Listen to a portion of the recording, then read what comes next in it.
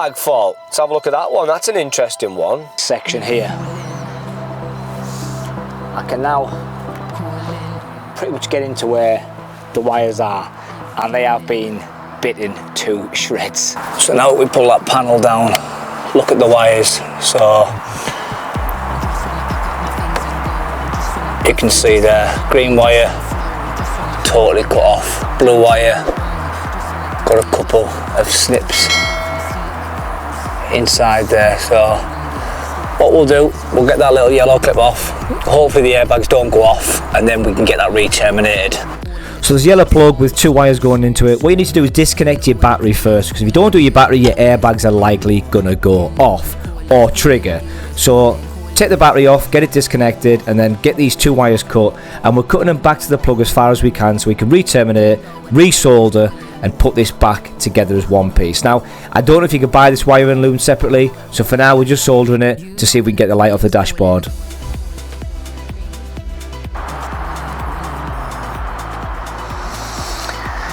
And there she is. That is the cable repair. So let that cool down, and then we'll get it plugged in and see if the airbags blow up. I don't actually think that is a bad repair. 2 soldered wires back in. We'll get that plugged in, then we're ready to test. And the testing part is the most nerve-wracking bit.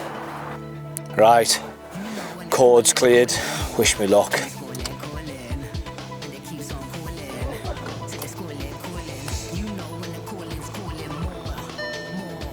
Passenger airbag, oh yeah, turn that one off under there just in case it was going to cause a problem. No way! Another light off the dash. Come on! Right, that means we've only got the steering angle sensor light on. And you guys know why we've got that on, because the tracking is just way out at the minute. So it's obviously going to stay on until the tracking's on. Then I can do that all the way to the right, all the way to the left scenario. And that will be a clear dash. Guys, my Audi A4 is nearly ready for an MOT. I've got 2 problems to fix left. One of them is a windscreen, which I can't fix, and I've got to get a glazing company to come and fix it. And number 2 is a coolant leak. So coolant is leaking, and I've noticed it just been dropping. I've been topping it up, but I can see on the driveway, it's wet today so you can't see. But, typical wet weekend in the UK, the rad pack here, the one that's got these fine grills in, is the one where it is leaking. So I believe the leak is coming from here. Now all I'm going to do is try and take this off in one assembly. So I'm going to drop the coolant out. There's 2 coolant hoses, one here, one down the bottom there, and I'm going to try and take this assembly off for the rad pack in one. The bumper's definitely got to come off, so I'm going to start stripping that off now. It's only held on temporarily, as you say, because I knew I needed to come back and do this job before the MOT. So yeah, so I'm going to try and take it off as minimal as I can to try and make sure that I don't disrupt anything else. But this is what happens when you buy a crash damaged car. You're obviously going to get a couple of issues. And tight, done the wing to the bumper here, just because I knew that I simply need to take it back off. Now I'm pretty sure this leak wasn't there before, or if it was, I didn't notice it as much. Or maybe I did, maybe I just thought I don't need a new rad pack. But you know what? You can't be putting a new radiator on. So all I'm doing is stripping down the front of the car now. So just going to try and take as minimal off the car as possible as I can, because all I need is that radiator out, and I don't want to affect any alignment, I don't want to affect any headlight work I've done. So I'm trying not to take it all out, but things are getting quite hard. That should just pop off now. There we are. And there's just that plug down the bottom for the light, and we can move that bumper out of the way. So I was trying to get the rad pack out just on its own, but actually looks like I need to start taking the headlights. So I ended up stripping down the headlights and taking the full front end off, which I didn't think I'd have to do, but to get the rad pack out, you've got to literally take the crash bar out and pull it forward. There's no way of getting that up straight. So take your headlights out, take your headlight brackets out, take your crash bar off. You've literally got to strip it back down to how it was when it was crash damaged. So it took a little bit longer than I anticipated, but there's a couple of hidden bolts as well on the way. So I'm just taking off the boost pipes here.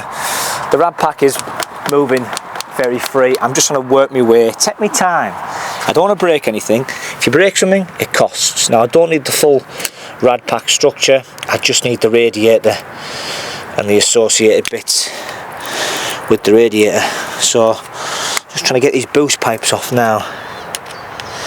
And for some reason, I don't know why, I know all the Jubilee clips are like them, but bloody hell guys, can we get like a star or something rather than a flat-headed screwdriver on these Jubilee clips?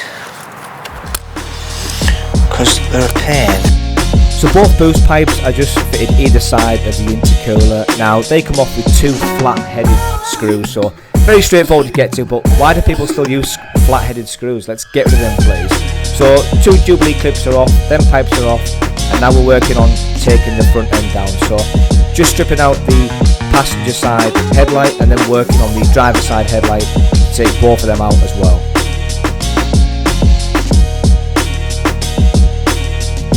So having both of them stripped out now, I'm at the point where I can get the intercooler out, get the rad pack out, and take out the AC condenser unit. Now the AC condenser unit, luckily enough, I managed to get it out without taking it off the pipe, which was brilliant. So we've left the gas inside there, and I'm really happy with how that's worked out. So the AC condenser just literally slot in on the front. There's a couple of black little clips to slot. We finally got that rad pack stripped off, so let's get the new rad pack in, let's reassemble. I've got to say, quite hard, never done it before, just took time, consuming, etc. But look, let's get it back together, let's get on with the next job. So we start off by fitting 2 rubber bungs in to hold the rad pack on at the top, then I put the intercooler on, and then we're putting the AC condenser unit on after that. Now funnily enough, there was already a gap inside the AC condenser unit where the pipe was, so it looks like it might have actually split, so I may need to replace that already. I have tightened it back up, but yeah, it was disconnected, so I think the AC had probably come out during the crash. So next to go on is put the crash bar back on, because we need it out the way so we can get the headlight unit back on as well. So crash bar has got 3 bolts on there, and they're 17mm bolts, fairly straightforward to come off. But underneath the rad pack there is a screw that holds in the rad pack to the car, so make sure you put them screws back in. So it's back together now, and all I'm doing is just leaving that lid off,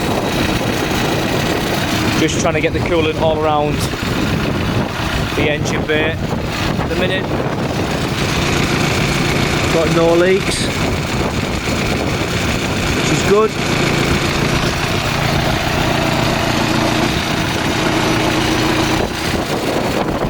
So all I'm doing now is just letting the car bleed, so just leaving it on, letting it run to temperature, and I'm just watching for that coolant line just to drop below the max level.